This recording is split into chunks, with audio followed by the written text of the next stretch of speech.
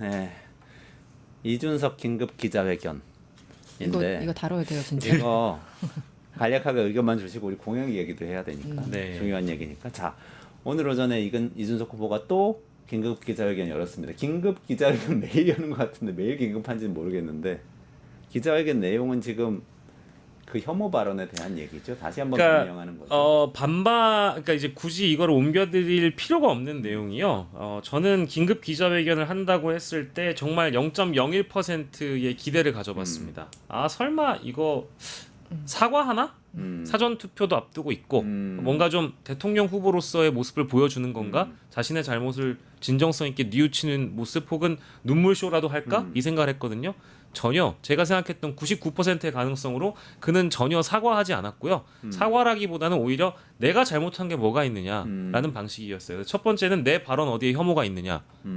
그리고 이 혐오라고 가짜 뉴스를 만들거나 허위 사실을 유포하는 사람들 모조리 다 고소하겠다. 네. 특히 뭐 민주당 쪽 인사라든지 유튜버라든지 이런 사람들에 대해서 어떤 포문을 던졌습니다. 협박을 했죠. 이게 제일 안 좋은 거예요. 전 대선 후보로서 이런 협박을 한다는 건 정말 안 좋은 일이라고 봅니다. 사전 투표 날에 하필이면 이런 일을 벌인 거고요. 더불어서 이재명 후보의 아들을 겨냥한 내용이었는데요. 이게 조금 뭐 복잡하긴 한데 이 내용을 제가 굳이 언급을 하면서 이 이슈에 빨려 들어가지 않으려고 하는 이유는 프레임이기 때문입니다. 지금 여기서 본질은 이준석 후보라는 사람이 우리들의 세금으로 만들어진 중앙선관위 대통령 후보 TV 토론 자리에서 사실상의 대국민 언어 성폭력 행위를 한 저질렀다는 게 거죠. 본질이에요. 그렇죠. 그 방송에서 그 얘기를 했다는 것이 사건인 거죠. 이게 사실. 본질이에요. 네. 사실은 이게 왜 나왔는지의 맥락을 설명하기 이전에 공중파에서 할 수 없는 얘기. 근데 그리고 그것에 전설령. 대해 그 행위에 대한 설명은 오늘 기자회견에서 없었어요? 뭐 이제 그 행위에 대해서 왜 나왔는지의 혐오가 맥락을 아니다. 그러니까 변명을 하는 거죠. 근데 그 발언 자체는 네. 혐오가 아니다. 검증을 하기 위한 거라고 했어요. 그게 대통령 후보에 대한 단계적 검증이었지. 이거는 최대한 그러니까 자신이 정제했다라고 이미 밝히기도 했었고요. 오늘 같은 경우에는 가치 중립적 표현이라고 했어요.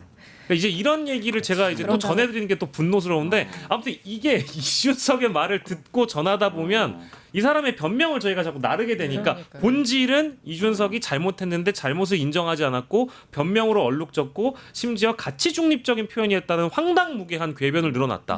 근데 이거를 지금 들어달라라고 기자들 앞에서 발표했다는 게 저는 정말 아연실색했습니다. 네.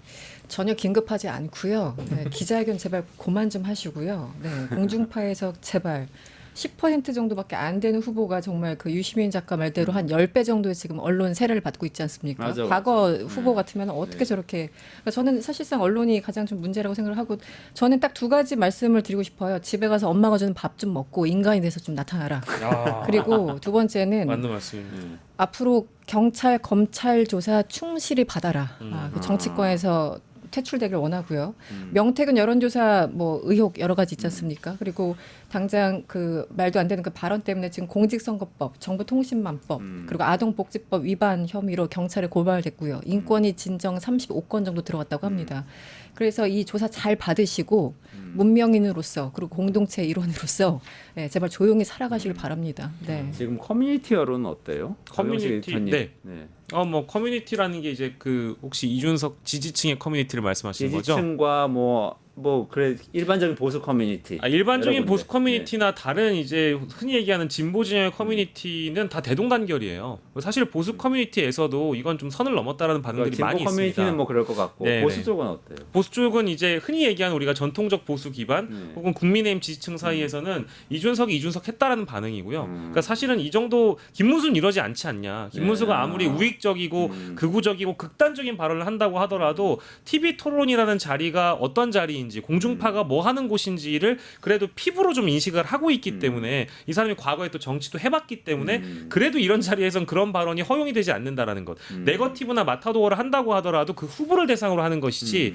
가족과 관련돼서 혹은 확인되지 않은 내용을 함부로 얘기했다가 또 고소를 받을 수 있다라는 걸 김문수 정도는 알지 않냐. 근데 이준석은 왜 이러는지 자기도 이해를 못하겠다는 게 전통적인 보수 커뮤니티의 반응이고요. 잘했다고 박수치고 사과할 필요가 없다라고 주장하는 쪽은 FM 코리아입니다.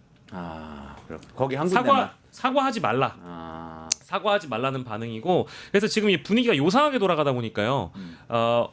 어제까지도 그랬고 오늘 제 기억은 오늘 오전까지도 일부 그랬던 거로 보는데 개혁신당의 이준석의 오른팔 왼팔들이라고 불러야 되겠죠. 뭐 이기인 최고위원이라든지 천하람 의원 같은 경우에는 사실 이 발언이 굉장히 두둔해 왔어요. 근데 오늘 오전자 인터뷰를 보니까 아 이거는 이제 표현에 대해서는 좀 사과를 하고 넘어가야 되겠다라는 약간의 이제 입장 변화가 보이거든요. 네. 근데 저는 절대로 이준석 후보가 천하람 의원의 요구나 혹은 뭐 이제 당 밖에서는 개인적으로 친분이 있는 김재섭 국민의힘 의원도 이준석 후보에게 이건 너무한 발언이라고 지금 비판을 하기 시작했거든요. 네. 이제 이런 압박을 듣고 나서 절대로 사과하지 않았으면 좋겠습니다. 왜냐하면 지금 사과를 해버리면 그동안에 자신이 2박 3일 동안 보였던 입장 자체가 뭐 이제 무너지는 거잖아요. 네네. 저는 그냥 이준석대로 살았으면 좋겠고 지금 이준석의 모습은 윤석열 그대로예요. 네. 이 유권자들이 이준석은 윤석열이구나. 네. 윤석열과 다를 게 하나도 없구나. 그냥 자신의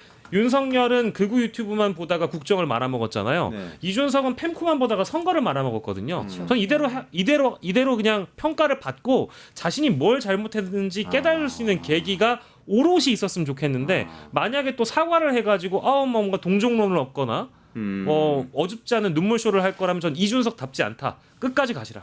근데 원래 팸코가 그런 분위기였나요? 좀 시니컬한 부분도 있지 않았어요? 과거에 이제 쿨하고? 비판적인 지지를 보였던 게 이준석이 개혁신당에 막 잡다구니하게 여러 색깔들을 섞어가지고 이낙연의 당과 합치고 혹은 뭐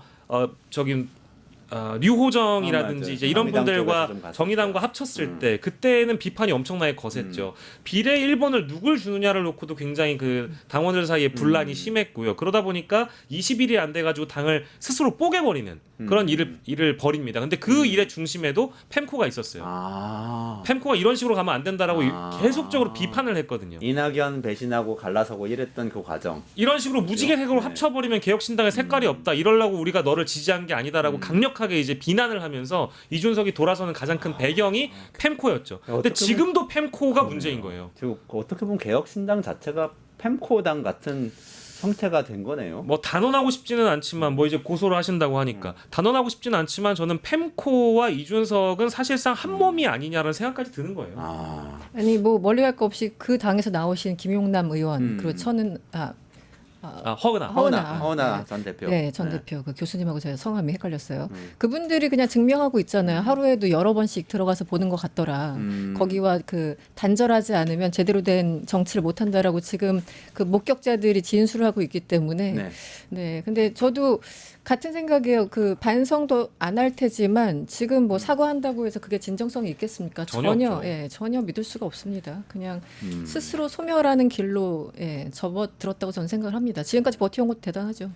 알겠습니다. 여기까지 얘기하시고 마지막으로 대선 공약 이야기로 넘어가겠습니다. 어제 민주당이 대선 공약집 내놨는데요. 이전에 김문수 후보 국민의힘 쪽도 공약집을 내놨기 때문에 이제 모든 후보들이 공약집이 공개된 거예요. 물론 이렇게 막판에 공개하는 관행은 정말 좋지 않아요. 근데 제가 그동안의 경험으로 이거 시청자 여러분께 설명드리고 싶은 게 대선 캠프에서 항상 이렇게 합니다. 왜 그러냐면은 항상 공약을 내놓으면 엄청 이렇게 거대 정당 같은 경우 종합적으로 내놔야 되거든요. 그러면은 엄청 꼬투리 잡힌다. 그리고 한 군데군데 편집해가지고 언론이 비판하는 맞아요.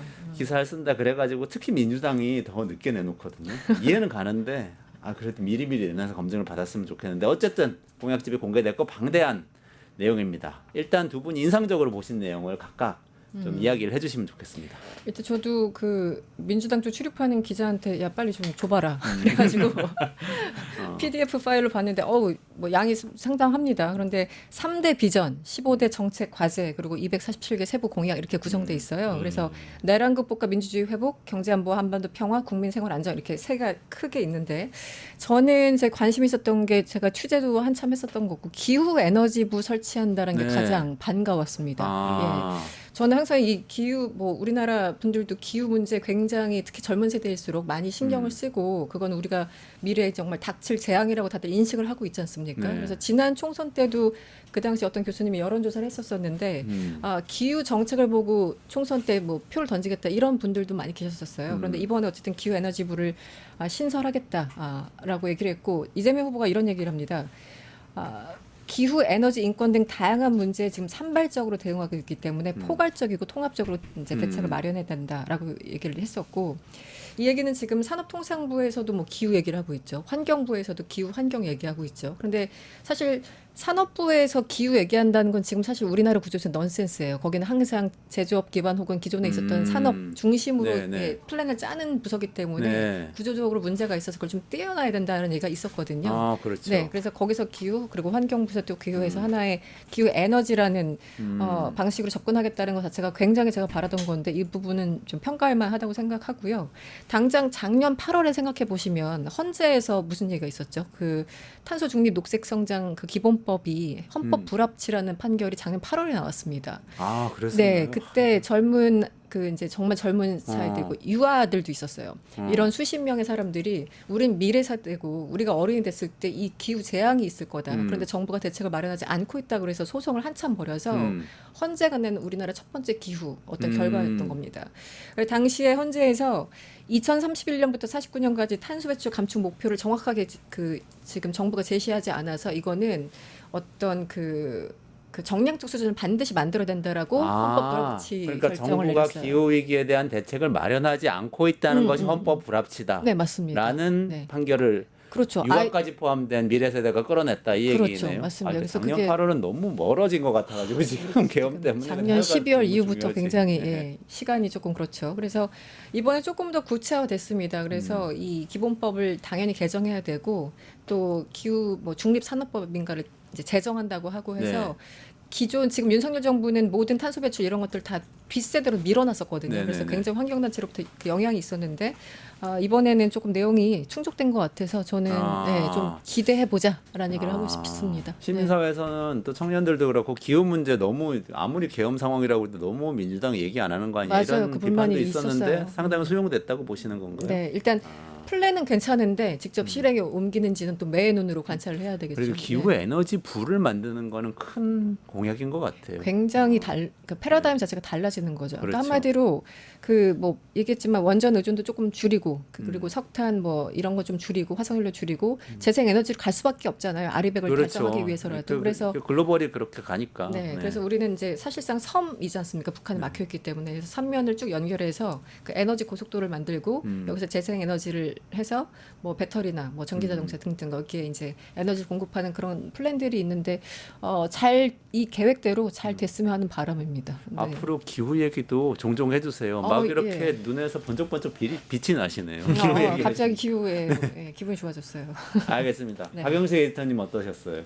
저는 사실은 그 원래 이재명 후보가 성남시장과 경기도지사 할 때부터 저는 이제 애묘인이자 반려동물을 키우고 있고 고양이. 사실은 고양이. 그 저는 우리 인간들이 아무것도 하지 않아야 지구가 더 건강해진다 맞아요. 이제 이런 위주의 사람이거든요. 진짜 그렇죠. 근데 저는 사실은 어디 뭐 토론을 하거나 이런 방송에서 나오면 좀 급진적으로 들리실 수도 있습니다. 네. 그러니까 인간에 준하는 만큼 동물을 우리가 생명을 존중해야 된다라는 그런 사고 방식을 가진 사람이라 이 경기도와 성남시장 하실 때 이제 이재명 후보가 과거에 뭐 한 100억 정도 들여가지고 심지어 길고양이를 위한 이제 유기묘 입양센터 이런 것들을 건립한 적도 있고 하다 보니까 동물을 좋아하는 사람은 맞는데 실제 뭐 외연 확장을 해야 되고 뭐 중도 보수의 또 표까지 끌어들여야 되는 사람 입장에서는 사실 굉장히 너무 동물 정책을 진보적으로 가기는 어려울 것이다 이런 한계점이 있었을 거라고 봐요. 근데 다만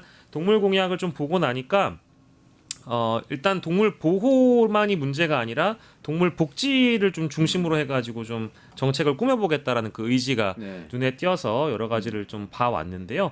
이거 역시 아까 우리가 뭐 어떤 부처별로 하나의 업무를 막 분산시켜 놓은 게 많다고 말씀하셨잖아요. 근데 동물 관련 업무도 마찬가지거든요. 농림축산부도 하고 뭐 해양수산부도 하고 환경부도 하고 뭐 무슨 지방자치단체는 또 지방자치 나름대로 하고 하다 보니까 동물 보호 업무를 하나로 좀 이렇게 합쳐져 가지고 다뤄야 된다는 그런 어떤 정책이 필요하다고 해서 동물정책기본법, 동물복지기본법 이걸 제정하겠다라고 말씀하셨고 동물복지진흥원 설립을 추진하겠다. 이거 일단 되면은 좋은 것 같아요. 이거는 일단은 만약에 그렇죠. 이대로 추진되면 굉장히 좋은 정책이라고 보고요. 그리고 반려동물들 키우시는 분들의 제일 필요한 건 사실 동물을 치료하러 갔을 때 동물병원에서 이제 이 보험이 적용이 안 되다 보니까 너무 많이 비용이 많이 들어서 동물을 버리는 경우도 막 생겨요. 진짜 의료비 부담됩니다. 유기동물이 생기는 거죠. 의료비가 너무 비싸요. 그래서 이제 고양이나 강아지들도 뭐 6박 7일 입원했을 때 병원비가 갑자기 300만 원 나온다든지 이런 경우가 그냥 일상적이에요. 그러니까 돈이 없는 사람은 사실 동물을 키울 수가 없는 환경입니다. 사실이거든요. 그래서 이 동물들을 위한 양육비 부담을 좀 덜겠다라는 것이고 네, 그러니까 네. 월 평균 양육비의 40%에 이를 정도로 동물 병원비가 비싸다. 네. 경제적 부담이 심하다 보니까 동물 병원 비용에도 표준 수가제를 도입하겠다라고 지금 하고 있거든요. 네. 근데 이거는 굉장히 동물권을 주장하시는 분들 입장에서는 수년간 이제 주장을 해봤던 정책이에요. 네. 근데 이건 되면은 좋을 것 같아서 이거와 관련돼서는 사실은 권영국 후보도 입장을 같이 하고 있는 상황입니다. 그래서 동물 치료할 때 진료비 부담을 바꾸겠다라는 게 좀 낮추겠다라는 게 중요한 것 같고요. 그리고 동물 학대 가해자한테 일정 기간 이제 동물 사육을 금지하게 만드는 동물 사육 금지 제도를 만들겠다는 거거든요. 네네. 근데 요거는 일단 민주당이 이런 정책을 추진하고 공약을 내건 건 좋은데 제가 제일 필요로 하는 부분은 아직 이재명 후보 공약에는 도드라지진 않았지만 헌법에 동물 보호 의무를 생명 보호 의무를 명시하는 거예요. 그게 들어가면 좋아요. 근데 그것까지는 아직 못 나간 것 같고요. 근데 권영국 후보 쪽은 제 생각과 많이 비슷하거든요. 그래서 이재명 후보께서 여러 토론을 이제 하시면서 권영국 후보에게 여러 정책들을 제안받기도 하고 이렇게 하실겠습니까? 이렇게 제안을 받으면 검토해보겠다고 말씀하셨으니까 토론 때 그랬죠. 저는 이재명 후보의 공약도 나쁘다는 게 아니고 이대로 되면 좋은데 여기에 플러스 알파로 권영국 후보의 그 동물 공약을 좀 검토해서 같이 플러스 알파로 합쳤으면 좋겠다. 요 대목을 말씀드리고 싶어가지고 지금까지 설명드렸고 딱 하나가 있는데요. 헌법 명시까지는 전 바라지도 않아요. 왜냐면 어려운 길이거든요. 어렵죠. 근데 민법상 동물 지위 개선이 필요합니다. 지금 민법에 동물은 물건으로 돼 있어요. 맞아요. 생명이 아니라. 예, 그래서 만약에 내 동물을 누군가 해쳐가지고 뭐 형사적으로 처벌하는 거 이외에도 민법상 이 사람에게 어떤 손해배상 청구 소송을 하잖아요. 네네. 그러면 그 동물에 대한 죄송하지만 가격, 그 비용 자체를 너무 현저히 낮게 잡아요. 네네. 그러니까 내 동물은 가족인데 누군가 내 동물을 해쳤을 때 고작 이 사람한테 받을 수 있는 비용 자체가 뭐 100만 원도 안 돼요. 이런 경우가 너무 허다하거든요. 그래서 사실은 민법상 동물의 지위를 물건으로 하는 것이 아니라 사실상 독립적인 생명체로 명시를 해야 되거든요. 이거를 좀 바꿀 필요가 있는데 이걸 공약한 사람이 권영국 후보밖에 없어요. 그래서 이런 거는 이제 민주당의 이재명 후보가 꼭 받아주셨으면 좋겠다. 그러면 좋겠다. 네. 그럼 정말 좋겠네요. 선진국일수록 동물 복지가 정말 중요해지고 있으니까요. 여기까지 진행해야 될 것 같아요. 네, 끝장 뉴스 이승원 평론가님, 박영식 에디터님이요. 인사드릴게요. 고맙습니다. 감사합니다. 뉴스토마토 대선 특집 내란 끝장 쇼. 뉴스토마토에서 6.3 대통령 선거의 개표 공개 방송에 구독자 여러분을 초대합니다. 내란 속의 윤석열의 파면으로 헌정 사상 최초의 6월 장미 대선이 펼쳐지는 가운데 과연 21대 대통령은 누가 될 것인가? 역사적인 순간에 뉴스토마토의 알찬 뉴스 콘텐츠와 풍성한 즐길거리를 모두 모아 준비했습니다. 6월 3일 오후 6시 이 토마토 빌딩 지하 1층 토마토홀에서 펼쳐지는 역사적인 순간. 뉴스토마토 대선 특집 내란 끝장 쇼. 여러분의 많은 관심과 참여 바랍니다.